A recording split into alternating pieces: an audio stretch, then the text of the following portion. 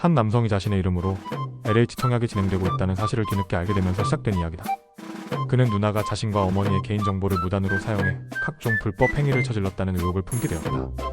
2016년부터 시작된 일련의 사건들이 2025년 현재까지도 진행되고 있는 상황에서 그는 체계적인 대응 방안을 모색하고 있다. 통화 녹음과 각종 문서를 확보한 상태에서 그가 직면한 상황과 해결 방안을 단계별로 정리해보고자 한다. 안녕하세요.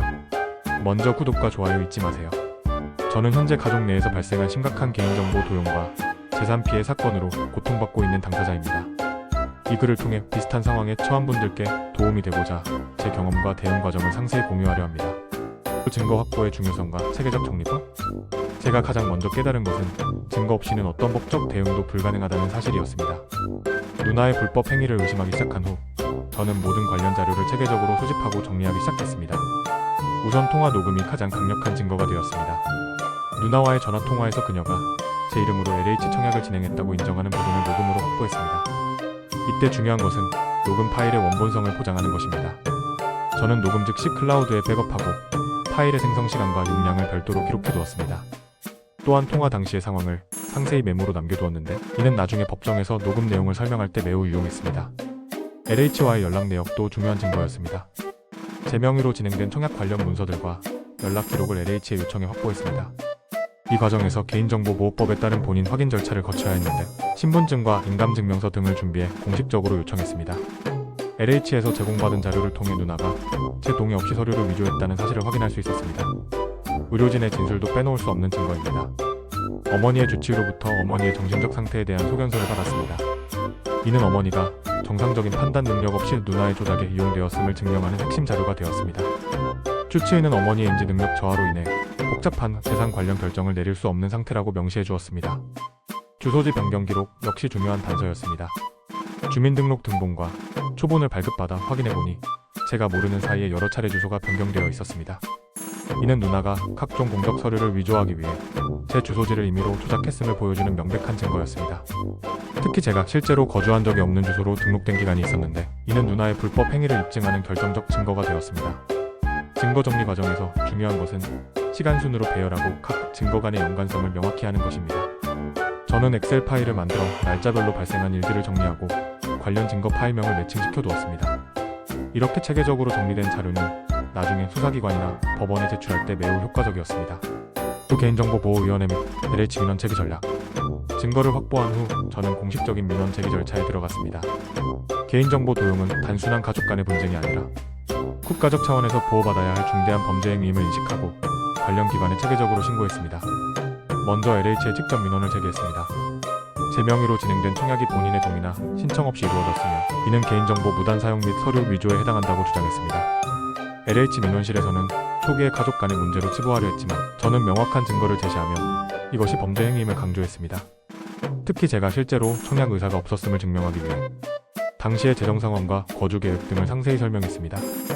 LH 조사 과정에서 중요한 발견이 있었습니다. 제 명의로 제출된 서류 중 일부가 명백히 위조된 것으로 확인되었습니다. 특히 소득증명서와 재직증명서의 경우 제가 근무한 적이 없는 회사 명의로 작성되어 있었습니다.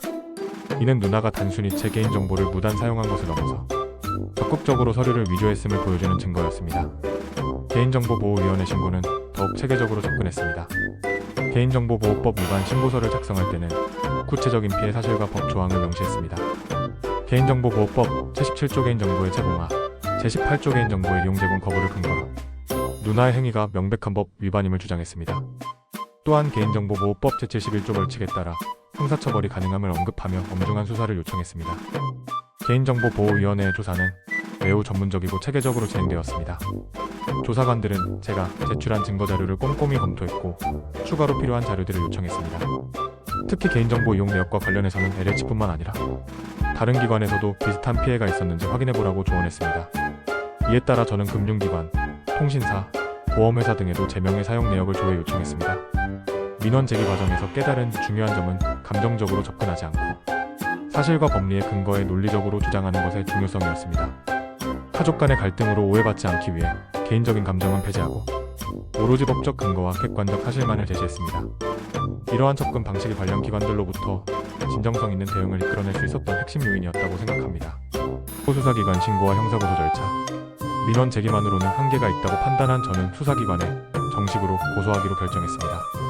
이는 단순한 민사 분쟁이 아니라 명백한 범죄 행위에 해당한다고 확신했기 때문입니다. 먼저 관할 경찰서의 지능범죄수사팀을 방문했습니다.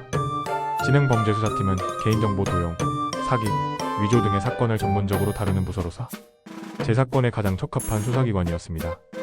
고소장을 작성할 때는 구체적인 혐의 사실을 명시했습니다. 개인정보보호법 위반, 사문서 위조 및 동행사, 사기 미수 등의 혐의로 누나를 고소했습니다. 고소장 작성 과정에서 중요했던 것은 각 혐의별로 구체적인 증거와 법적 근거를 제시하는 것이었습니다. 개인정보 도용의 경우 LH에서 확보한 서류와 통화 녹음을 근거로 했고, 사문서 위조의 경우 위조된 소득 증명서와 재직 증명서를 증거로 제시했습니다. 사기 미수의 경우 LH 청약을 통해 부당한 이익을 얻으려 했다는 점을 명시했습니다. 경찰 수사 과정은 생각보다 꼼꼼하고 전문적이었습니다.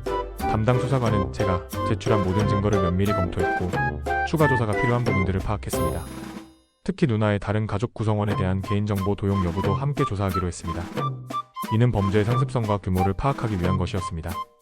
수사 과정에서 새로운 사실들이 밝혀지기 시작했습니다. 누나가 제 명의뿐만 아니라 어머니의 명의도 무단으로 사용해 여러 차례 대출을 받으려 시도했다는 사실이 확인되었습니다. 또한 제 신용정보를 무단으로 조회한 기록도 발견되었습니다. 이는 단순한 일회성 범죄가 아니라 계획적이고 지속적인 범죄 행위였음을 보여주는 중요한 증거였습니다. 검찰청 직접 고발도 고려했지만 실무적으로는 경찰, 수사를 거쳐 검찰로 송치되는 것이 일반적인 절차라는 조언을 받았습니다. 다만 사건의 중대성과 긴급성을 고려해 검찰청에도 별도로 진정서를 제출했습니다. 이는 사건에 대한 관심을 높이고 신속한 수사를 촉구하는 효과가 있었습니다. 형사고소 과정에서 가장 어려웠던 점은 가족이라는 특수성 때문에 발생하는 편견을 극복하는 것이었습니다. 일부에서는 가족 간의 문제를 왜 형사사건으로 만드느냐는 시선도 있었습니다.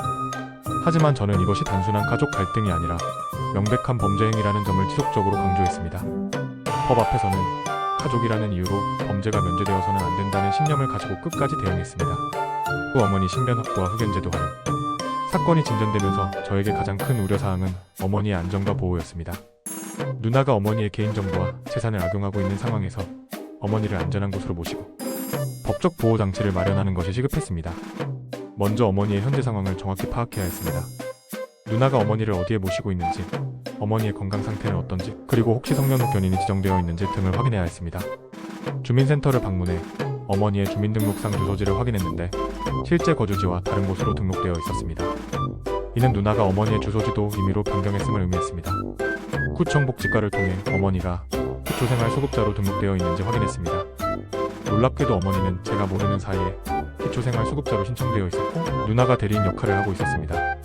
이는 어머니의 재산 상황을 은폐하고 부당한 수급을 받기 위한 시도로 보였습니다.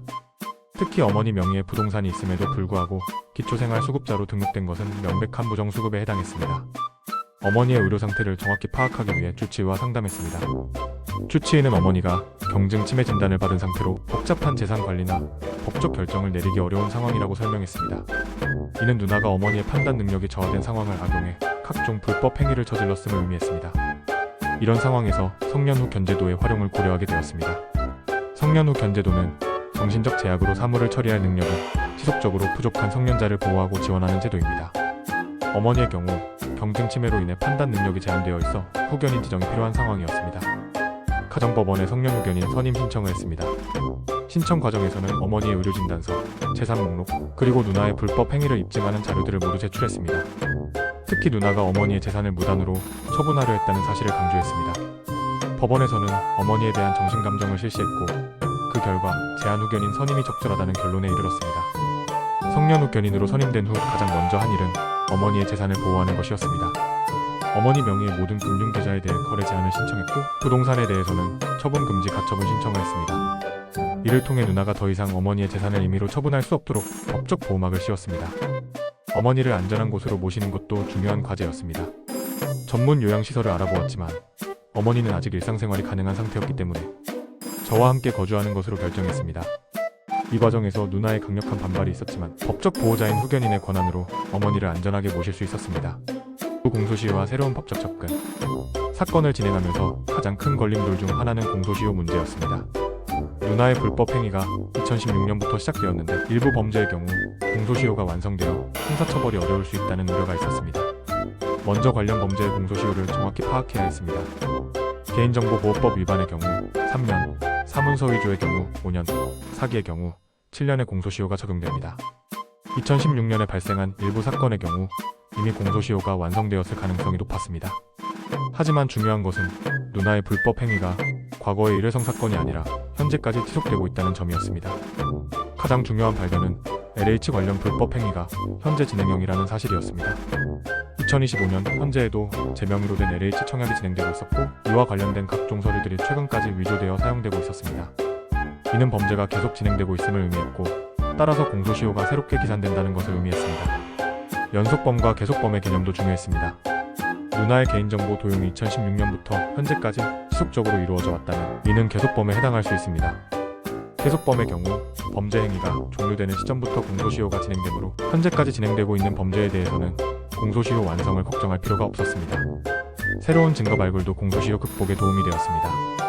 최근 금융감독원에 정보 공개를 청구한 결과 누나가 제 명의로 대출을 받으려 시도한 기록이 2023년까지도 있었음을 확인했습니다. 이는 범죄가 과거에 그치지 않고 최근까지도 계속되었음을 보여주는 명백한 증거였습니다. 전문가의 조언을 구하는 것도 중요했습니다. 형사법 전문 변호사와 상담한 결과 공소시효가 완성된 과거 사건이라 하더라도 전체 범죄의 정황을 파악하는 데 중요한 역할을 할 수 있다는 조언을 받았습니다. 또한 과거 사건들이 현재 진행 중인 범죄의 상습성과 계획성을 입증하는 자료로 활용될 수 있다고 했습니다. 민사소송도 병행하기로 했습니다. 형사처벌과 별개로 손해배상 청구를 통해 재산상 피해를 회복할 수 있기 때문입니다. 민사소송의 소멸시효는 10년이므로 2016년 사건이라 하더라도 여전히 소송이 가능했습니다. 특히 정신적 피해에 대한 위자료와 신용정보 피해로 인한 재산상 손해를 청구하기로 했습니다. 이러한 다각도 접근을 통해 공소시효라는 장벽을 극복하고 누나의 불법 행위에 대해 종합적으로 대응할 수 있는 전략을 수립했습니다. 중요한 것은 포기하지 않고 끝까지 법적 권리를 찾아가는 것이라는 믿음을 가지고 사건을 진행했습니다. 체계적 증거 보관과 문서화. 사건이 복잡해지고 장기화되면서 증거 관리의 중요성을 더욱 절감하게 되었습니다. 체계적인 증거 보관과 문서화 없이는 법적 대응이 불가능하다는 것을 깨달았습니다. 가장 먼저 디지털 증거의 보관에 신경을 썼습니다. 통화 녹음 파일의 경우 원본의 무결성을 보장하기 위해 여러 곳에 백업했습니다. 핸드폰 내부 저장소, 클라우드 서비스, 외부 하드디스크에 각각 저장하고 각 파일마다 해시값을 생성해 원본 여부를 확인할 수 있도록 했습니다. 또한 녹음 파일을 처음 생성했을 때의 스크린샷과 파일 속성 정보도 함께 저장했습니다. 문서 증거의 경우에는 원본과 사본을 구분해서 보관했습니다. 주민등록등본, 가족관계증명서 등의 공문서는 원본을 안전한 곳에 보관하고 사본을 만들어 일상적인 용도로 사용했습니다. 특히 시간이 지나면서 내용이 변경될 수 있는 문서들의 경우 발급 시점을 명확히 기록해두었습니다. 증거 목록표를 만들어 관리했습니다. 엑셀 파일로 증거번호 증거, 명칭, 취득 경위, 보관 장소, 관련 사건과의 연관성 등을 상세히 기록했습니다. 이렇게 정리된 목록표는 수사기관이나 법원에 자료를 제출할 때 매우 유용했습니다. 특히 증거 간의 연관성을 한눈에 파악할 수 있어 사건의 전체적인 흐름을 이해하는 데 도움이 되었습니다. 시간순 사건 정리도 필수적이었습니다. 2016년부터 현재까지 발생한 모든 사건을 시간순으로 정리하고 각 사건마다 관련 증거를 연결했습니다. 이를 통해 누나의 범죄 행위가 우발적이 아니라 계획적이고 지속적으로 이루어졌음을 명확히 보여줄 수 있었습니다. 법적 근거 정리도 빼놓을 수 없었습니다. 각 범죄 행위별로 해당하는 법령과 판례를 정리해두었습니다. 개인정보보호법, 형법, 민법 등의 관련 조항을 찾아서 정리하고 비슷한 사건의 판례가 있는지도 검색해보았습니다. 이러한 준비는 법정에서 자신의 주장을 뒷받침하는 데 큰 도움이 되었습니다. 전문가 의견서도 중요한 자료였습니다. 정보보안 전문가로부터 개인정보 도용의 기술적 측면에 대한 의견서를 받았고 정신건강의학과 전문의로부터는 어머니의 판단 능력에 대한 소견서를 받았습니다. 이러한 전문가 의견은 복잡한 기술적, 의학적 사안을 법정에서 이해할 수 있도록 도와주는 역할을 했습니다. 증거 보관 과정에서 보안에도 신경을 썼습니다. 민감한 개인정보가 포함된 문서들의 경우 암호화해서 저장했고 접근 권한을 엄격히 제한했습니다. 또한 정기적으로 백업 상태를 점검하고 파일이 손상되지 않았는지 확인했습니다. 이러한 체계적인 증거 관리 덕분에 이 위기를 잘 넘기게 되었습니다.